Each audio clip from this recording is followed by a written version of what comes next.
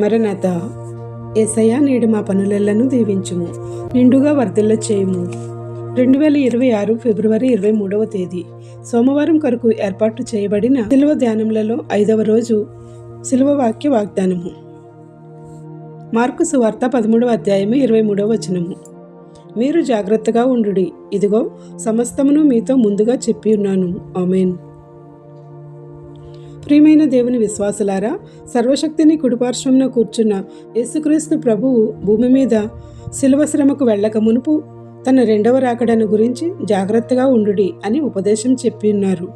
ఆయన మన రోగములను వహించెను, మన వ్యసనములను భరించెను, శిలువలో రక్తము చిందించెను. అది మొదటి రాకడలో మన పాప పరిహారమునకు జరిగిన త్యాగము. అయితే రెండవ రాకడ సంభవించినప్పుడు పాపక్షమాపణ అంటూ ఉండదు. అందుకే ఆయన మీరు జాగ్రత్తగా ఉండుడని ముందుగానే చెప్పుచున్నాను అనెను. రెండవ రాకడ ఎప్పుడో ఎవరికీ తెలియదు. రెప్పపాటు కాలంలో రానయ్యున్న ఆ రెండవ రాకడ సంభవింపక ముందే మనము మన శ్రమలలో చిక్కుబడకుండా శిలువలో మన శ్రమల కోసము తన రక్తమును చిందించిన యేసుక్రీస్తు యొక్క త్యాగమును, ఆ త్యాగం యొక్క ఫలితమును అనుభవిద్దాము. ఈ శిలువ ధ్యానములలో యేసు చెంతకు చేరుదాము. మన శ్రమలను, మన పాపములను, మన వ్యాధులను, మన వ్యసనములను భరించిన ఆయనపై మన భారం వేద్దాము. మనం భారం దింపుకుందాము. అట్టి రీతిగా పరిశుద్ధుడైన దేవుని ఆత్మ మనకు తోడుగా ఉండి ధ్యానములలో నడిపించునుగాక. ఆమేన్. ప్రార్థన. మాకై నీ ప్రాణము త్యాగము చేసి రక్షించిన కృపగల దేవా, నీవు ఇచ్చిన రక్షణకై మీకు కృతజ్ఞతాస్తుతులు చెల్లించుచున్నాము. మేము మెలకువ కలిగి జాగ్రత్తగా నీవు ముందుగా చెప్పిన ఆ మాటలను, హెచ్చరికలను హృదయమునందు లగ్నం చేసుకొని నీ శిలువ ధ్యానములలో సంపూర్ణంగా నడవగల స్థితిని, తద్వారా మా జీవితంలో పాపస్థితి నుంచి విముక్తి పొంది నీ సన్నిధిలో నడవగల శక్తిని మాకు కావలసినవి రాబట్టుకునే దైవస్థితిలో నిలుపుమని వేడుకొనుచున్నాము. ఈ పరీక్షల కాలంలో మా బిడ్డలైన వారు ఎందరో పరీక్షలను రాయుచుండగా, ప్రభువా, నీవే వారికి గొప్ప జ్ఞానం ఇచ్చి అన్ని పరీక్షలలో విజయం పొందగల సామర్థ్యమును దయచేయము, ఉన్నత స్థితిలో నడిపించుము, సాక్షులుగా నిలువబెట్టుమని వేడుకొనుచున్నాము. ఈ రోజు పెళ్లి రోజు, పుట్టినరోజు జరుపుకొనుచున్న నీ బిడ్డలపై మెండుగా దీవెనల వర్షం కుమ్మరించి ఫలింపచేయము.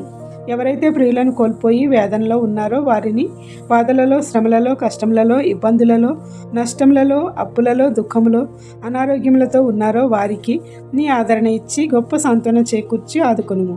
ప్రార్థన వినుచున్న ప్రతి నీ బిడ్డకు అన్నింటా విజయం దయచేయము. మేము పొందిన విజయములను, స్వస్థతలను, మేళ్లకై కృతజ్ఞతాస్తుతులు చెల్లించుచున్నాము. ప్రతి బిడ్డ యొక్క మనవులను ఆలకించి వారి సమస్యల నుండి ఉపశమనం కలిగించి దీవెనలు కుమ్మరించమని వేడుకొనుచున్నాము.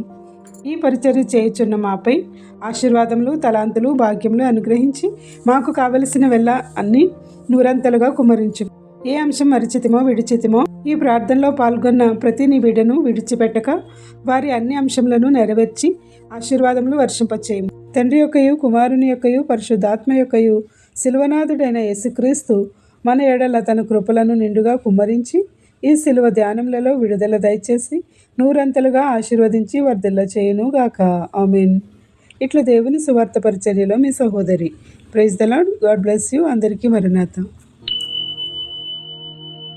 మన ఆత్మీయ జనకుడు ఫాదర్ ఎం దేవదాసయ్య గారు సజీవులుగా ఉండగా ఎన్నో శిలువ మర్మములను, బోధనలను చెప్పి ఉన్నారు.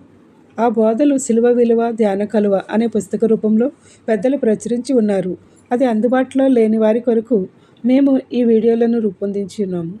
ఈ వీడియో లింకును ఈ వాక్యం యొక్క వాగ్దానముతో ఇస్తున్నాము. కావున అవి కూడా చూచి శిలువ మర్మములను తెలుసుకొని బలపడగలరని ఆశిస్తున్నాము. సైతాను బంధకంలో నుంచి విడుదల పొందడానికి ఈ శిలువ ప్రసంగములు ఎంతో ఉపయుక్తంగా ఉండును. కావున వినండి, ధ్యానించండి, దైవ దీవెనలు పొందండి.